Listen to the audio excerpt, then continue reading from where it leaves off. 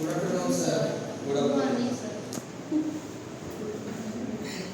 बसा सर.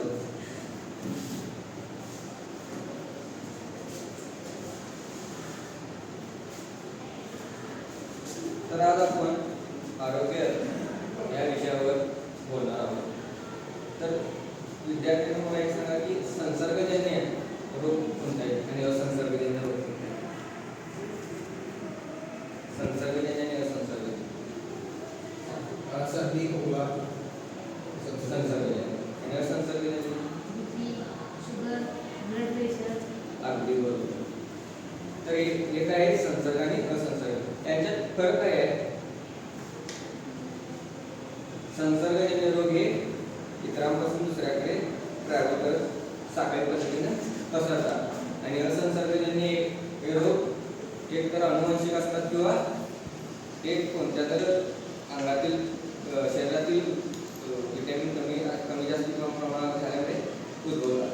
तर आज आपण त्यातील एक बघणार आहोत हृदयविकार. आता हृदयविकार संसर्गजन्य रोग आहे की असंसर्गजन्य रोग आहे? हृदयविकार असंसर्गजन्य आणि हा रोग अचानक उद्भवतो. मग यासाठी आपण काय काय उपाय करू शकतो? आता मी जो घेतला की नाही आरोग्यामध्ये हृदयविकार रोखण्यासाठी ते काय कुठल्या लेसनमध्ये नाही चालते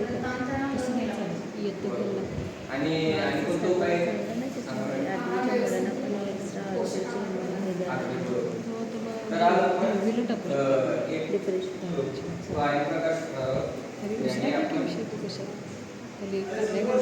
आपण आज त्या काय म्हटलं विद्यार्थ्यांच्या टाचमध्ये दाखवून येणार आहे असा विषय आहे म्हणून म्हटलं ट्राय करू.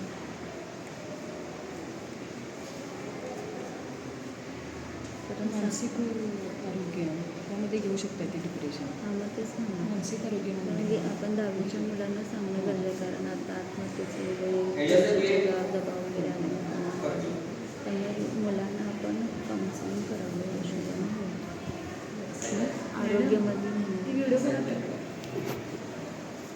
एक व्यायाम करणार आहे. त्याच्यामध्ये आपण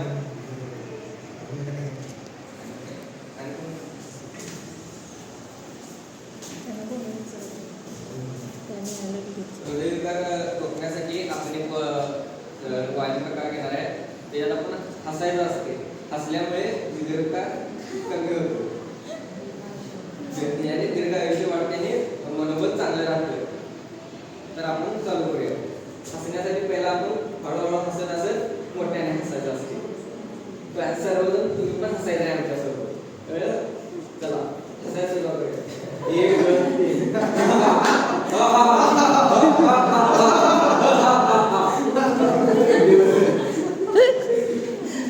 अशा पद्धतीने आपण हृदयविकार हा खतरा आपण टाळू शकतो. 3 मिनिट